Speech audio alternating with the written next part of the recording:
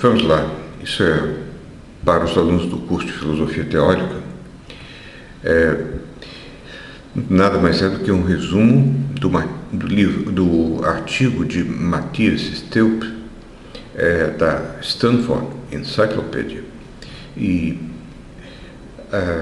assista um resumo e leia um artigo de Staup. Justificação. E começa com isso. Conhecimento. Como o que é conhecimento? É crença verdadeira justificada, classicamente é entendido assim, desde Platão.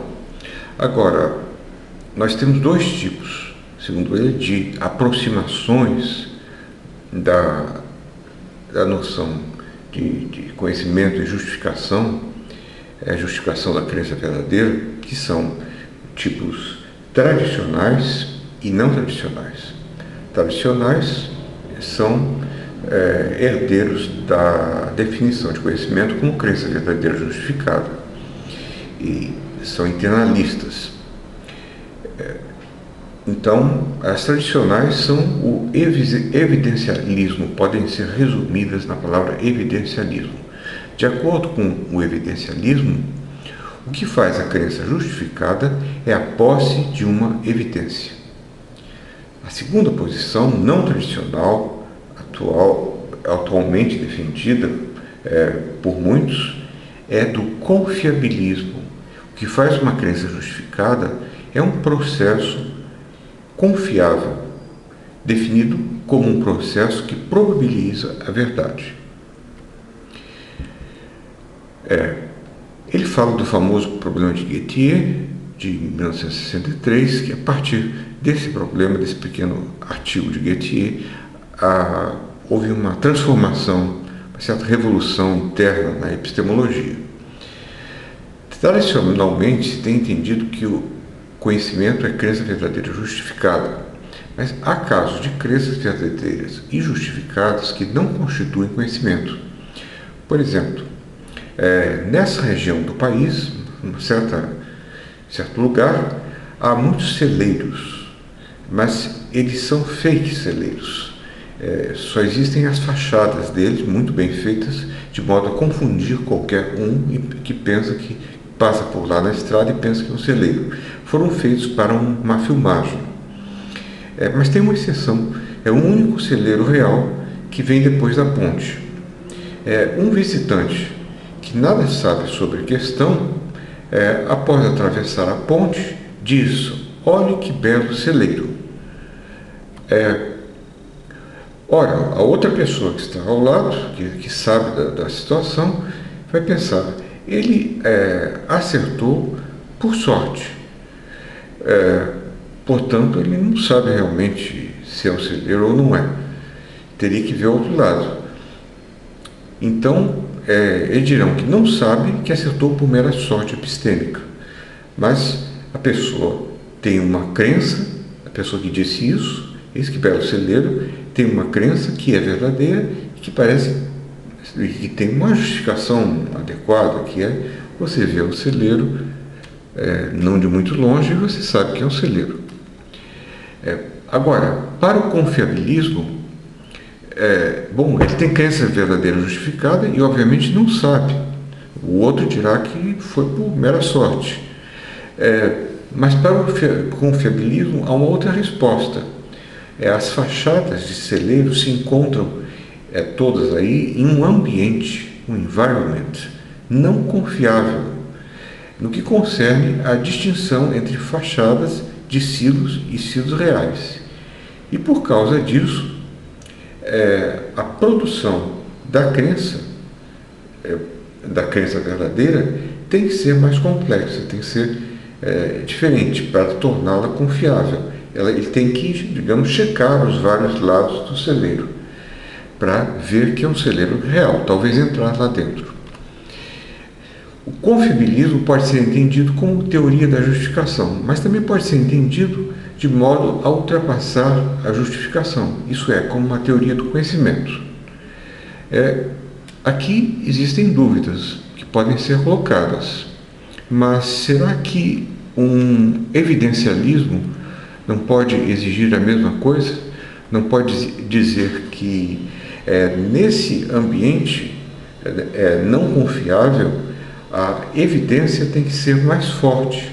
Não é apenas olhar o celeiro de uma não muito grande distância, mas também rodear o celeiro, entrar no celeiro. Essas seriam as evidências demandadas pela situação.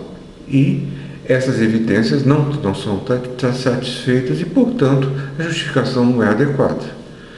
Parece, portanto, que o confiabilismo aí apenas repete a coisa usando uma linguagem externalista.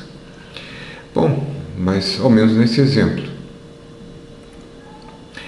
Justificação não deontológica. Justificação não deontológica, essa está justificada em crer em P sem somente C, esse sinalzinho, S crê em P sobre uma base que probabiliza apropriadamente P.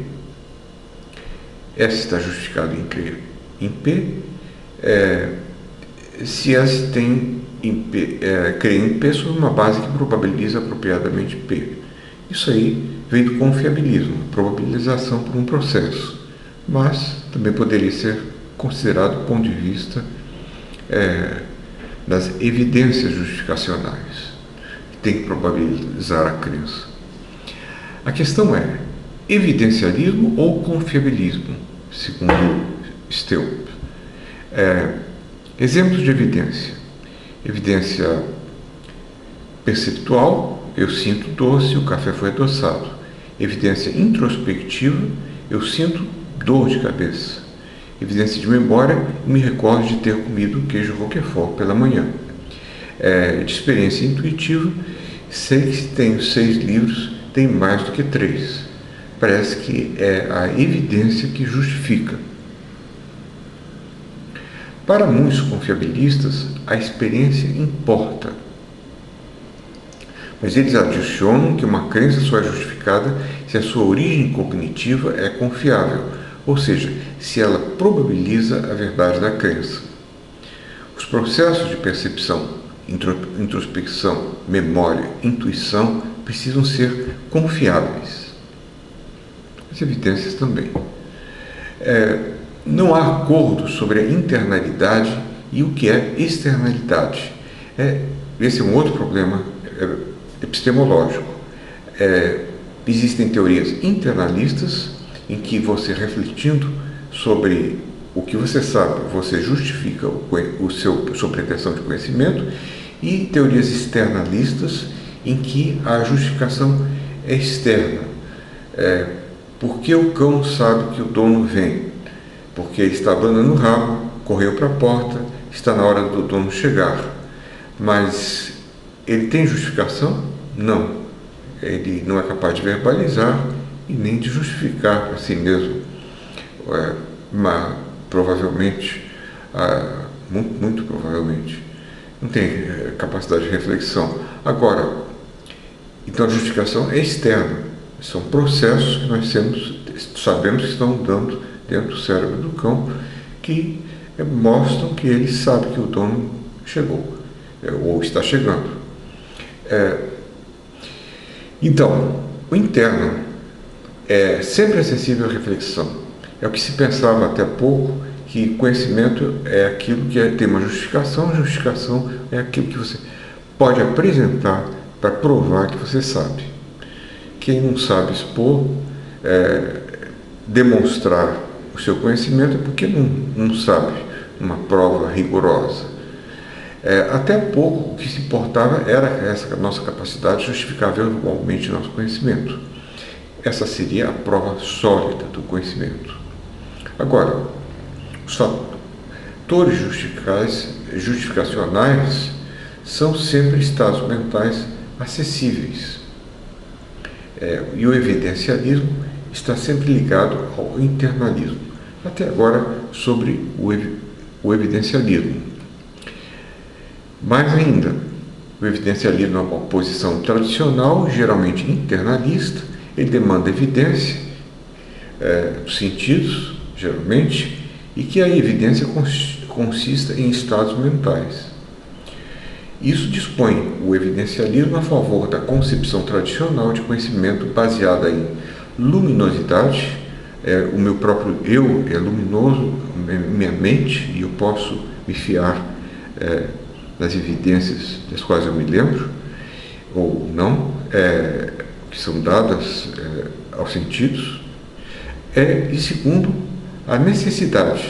Se a minha evidência é de que 2 e 2 são 4, por exemplo, porque 1 mais 1 mais 1 mais 1 são 4, parece que eu estou me baseando em princípios a priori, que dizem o que é necessário. Então seria uma evidência não sensível, supostamente. Um exemplo de um evidencialista mó tradicional foi Descartes. A seguir, Stoip explica por que, na opinião dele, o confiabilismo é uma teoria externalista. Embora as fontes sejam mentais, a confiabilidade dessas fontes não é. E Stoip apresenta um exemplo: Tim e Tim asterisco. Ele compara Tim com Tim asterisco. Tim asterisco é um cérebro na cuba. Um cérebro na cuba ligado a um supercomputador, com seus neurônios aferentes e aferentes ligados, ele pensa que está jogando futebol. Esse é o Tim na cuba. Não pode sair da cuba e ver o mundo real.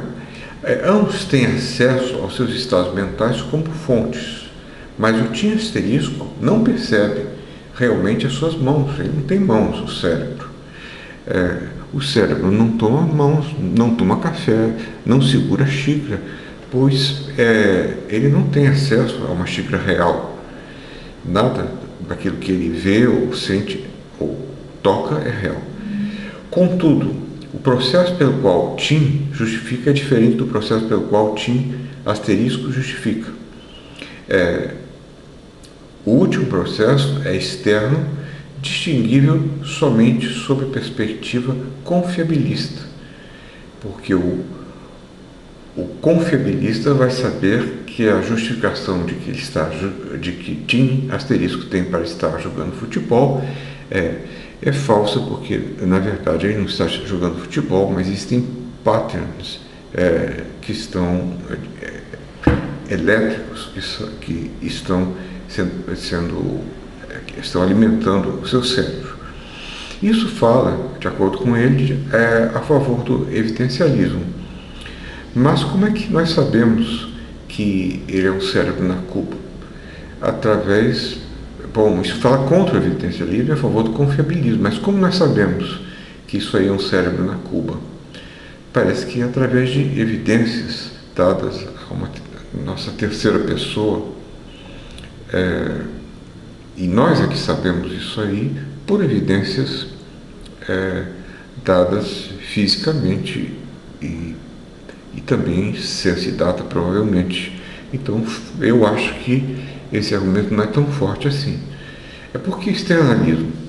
Animais e bebês têm conhecimento e, portanto, possuem crenças justificadas. Portanto, a justificação que suas crenças possuem é externa. Não resulta da posse de evidências, mas de processos confiáveis. Mas será que nós não começaríamos com a posse de evidência e com o nosso conhecimento e depois sabemos que o cão sabe que o bebê, o cão sabe que o dono está chegando, o bebê sabe quem é sua mãe, porque ele sorri quando vê sua mãe, chora quando ela sai. Ora, eles não têm capacidade de justificar, mas nós justificamos por eles e nós podemos apostar que eles têm evidências. Tanto o animal tem evidência, chegou a hora, ouviu a buzina, ouviu o som do carro, o bebê tem evidência, ele viu a mãe, reconheceu pela memória, ela sorriu para ele. Então, não é certo que o evidencialismo não dá conta de uma maneira de justificar que é externa, que é dada por uma terceira pessoa. Isso é o que eu suponho. Fundacionalismo. No fundacionalismo, nosso conhecimento é estruturado como um edifício cuja fundação é constituída de crenças básicas e cuja superestrutura é constituída por crenças não básicas que recebem a sua justificação das crenças básicas. Então, você tem as crenças básicas e as crenças inferenciais, uma pirâmide. Aqui o outro desenho, fundacionalismo. Você tem o mundo real e você tem as crenças fundacionais, as crenças perceptuais principalmente. Talvez você tenha crenças intuitivas, dadas pela razão, que vem de outro lugar. Mas vamos considerar essas que parecem o empirista aposta nelas, principalmente. O racionalista vai apostar mais em outros. Você tem essas crenças fundacionais e elas vão servir de base inferencial para as crenças B, C, F, H, I, etc. Essa seria a estrutura do sistema de crenças fundacionalista. Característico das crenças básicas é que elas não recebem sua justificação de nenhuma outra crença. Isso é a basicalidade doxástica. S crê que P é básica, sem somente ser, a crença de S em P é justificada sem dever a sua justificação para nenhuma outra das crenças de S. Por exemplo, a crença I, eu deixei o meu carro lá fora, no estacionamento B. Ela depende da memória de que eu deixei, que vai depender no final das contas do fato de eu ter deixado, e da crença perceptual, que é a crença básica, de que eu estou vendo o carro quando eu fecho a porta e tranco. Então, isso tudo eu estou vendo pertence a crenças básicas. Eu estava vendo, na verdade. E agora eu tenho a memória da crença básica que justifica a minha afirmação de que eu creio que, se tudo estiver certo, o carro está lá na garagem, ou melhor, no estacionamento do shopping. Característico das crenças básicas é que elas não recebem sua justificação de nenhuma outra crença. É a basicalidade doxástica, eu já falei. Exemplo, eu tenho a percepção de um chapéu azul. O fundacionalismo privilegiado se distingue para ele do fundacionalismo experiencial. Fundacionalismo privilegiado, segundo antigos fundacionalistas, a crença sobre aparências são privilegiadas. Eu pareço ver um chapéu. Eu tenho a impressão sensível, visual de um chapéu. Se eu apertar o meu olho direito, o chapéu se move, mas o que se move é a experiência sensível. O chapéu não se moveu, o chapéu real. Então, esse é o fundacionalismo que se baseia em sensidata, em perceptos, em sensações, em fenômenos, em sensações auditivas, visuais, táteis, etc. Isso que nos informa sobre o mundo externo, mas isso é interno. Então, esse seria o fundacionalismo privilegiado, que vai dizer o quê? Que pode ser que o chapéu seja uma alucinação minha, mas a minha impressão visual de ver um chapéu alucinada, essa eu tenho, e eu não posso errar sobre isso. Eu posso errar sobre essa alucinação, me informar sobre um chapéu real. Então, o acesso privilegiado que eu tenho sobre o meu eu e minhas ideias. Essa posição de Descartes. O fundacionalismo experiencial é de que a crença básica é a crença experiencial perceptual. O básico é o chapéu que eu estou vendo diretamente. Você pode juntar as duas, dizer que a pirâmide tem dois degraus. Você tem um primeiro degrau que é das crenças do funcionalismo privilegiado e o segundo andar, que é o andar experiencial, o andar experiencial. E eles seriam básicos se seriam construções do resto da pirâmide de baixo, do resto da pirâmide de cima. As crenças perceptuais são justificadas pelas experiências que lhes dão origem.